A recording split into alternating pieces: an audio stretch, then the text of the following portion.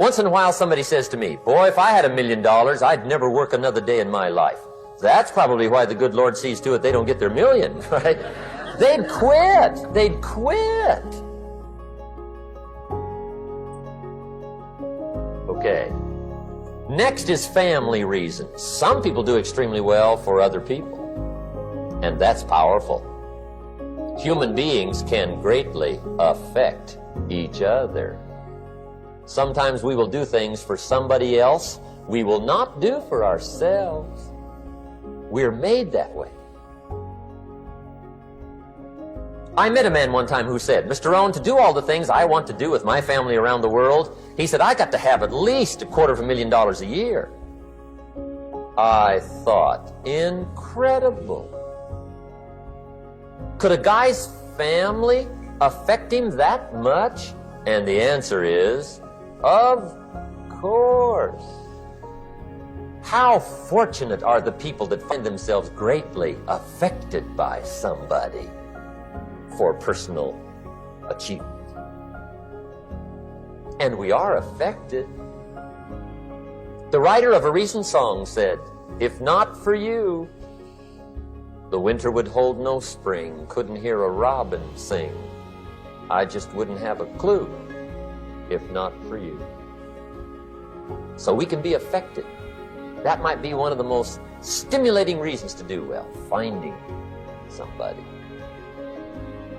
When Andrew Carnegie died, the wee little Scotsman that built the big steel industry, when he died, they opened up his desk, and in one of the desk drawers, they found a slip of paper. On that piece of paper, Mr. Carnegie had written his goal for his life, and he wrote it when he was in his 20s. And on that piece of paper, it said, I'm going to spend the first half of my life accumulating money. I'm going to spend the last half of my life giving it all away. What a goal.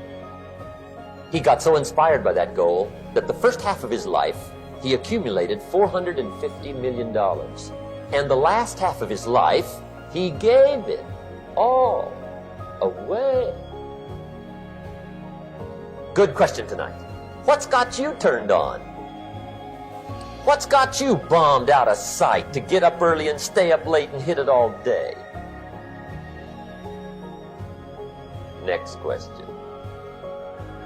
What's got you turned off? When I found the answers to those two questions, my life exploded into change.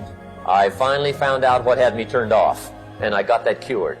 And then I got me a long enough list of reasons to turn me on.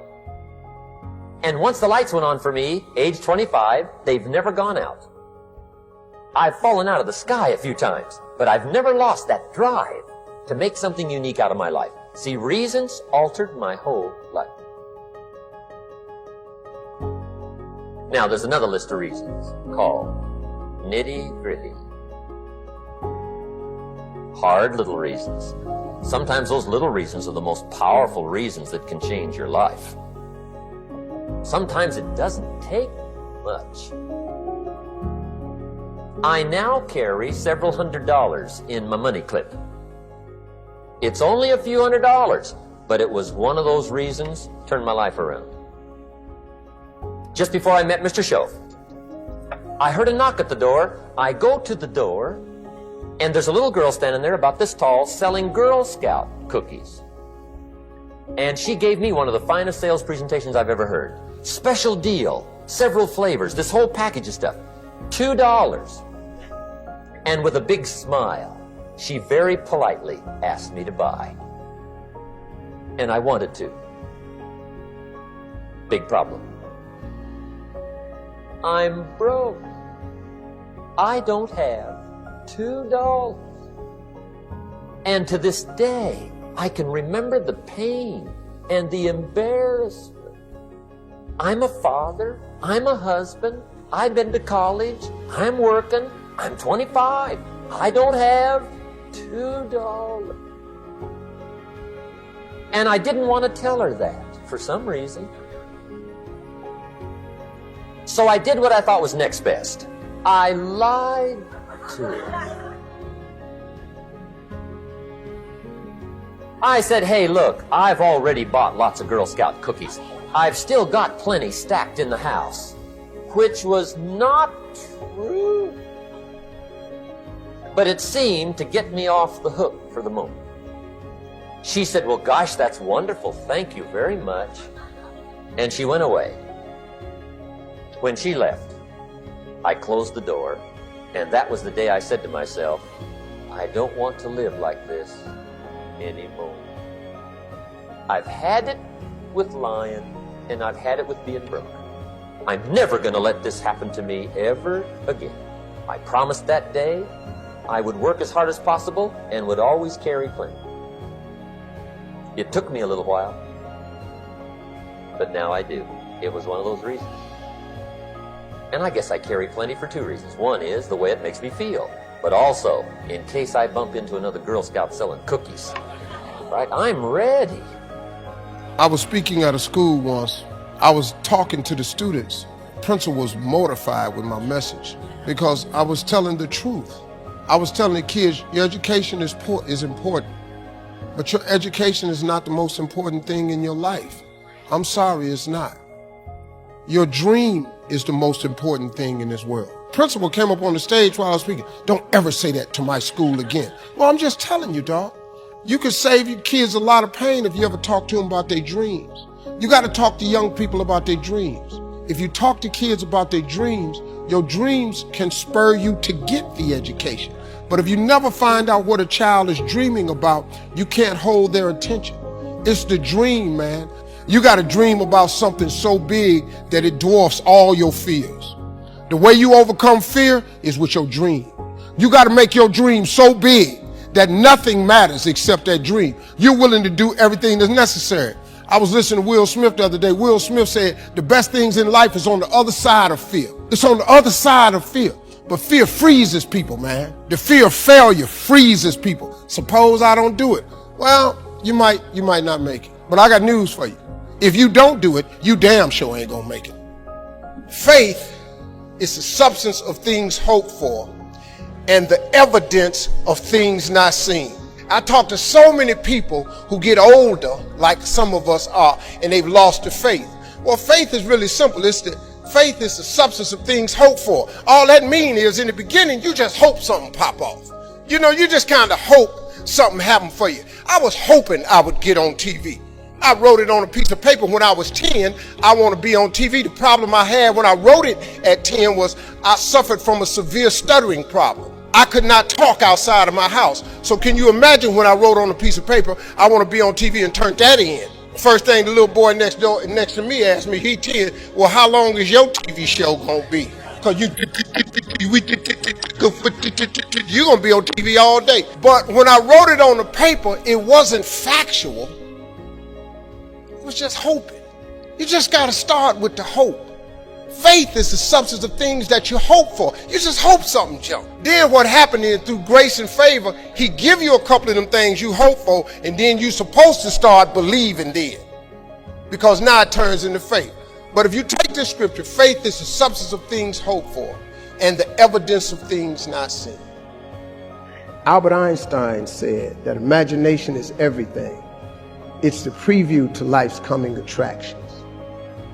That's what your imagination is. Your imagination is actually very, very real. Everything you imagine could be a preview to life's coming attraction. Everything we have today came from somebody's imagination. Somebody was talking on the phone with that cord on the wall and got sick of it and said, you know what, man, if I could just go outside and talk on the phone, ta-da, we got cell phones. Somebody got tired of driving across the country and said, man, if I could fly over there, boom, we got airplanes. Imagination is everything. It's a preview to life's coming attractions. Everything you've ever imagined is real. The problem with most people is you think your imagination is hocus pocus. It's really not. It's a preview of a coming attraction. If you react to your imagination, that's where your real life is. It's just God showing you what he has for you. The problem people have is they tell their imagination to the wrong people. See, if you want to kill a big dream, tell it to a small-minded person. It's dead. How many times, man, have you had a tremendous idea? Something you thought was the one, and you went and told it your loved ones and your so-called friends, and they shot it down.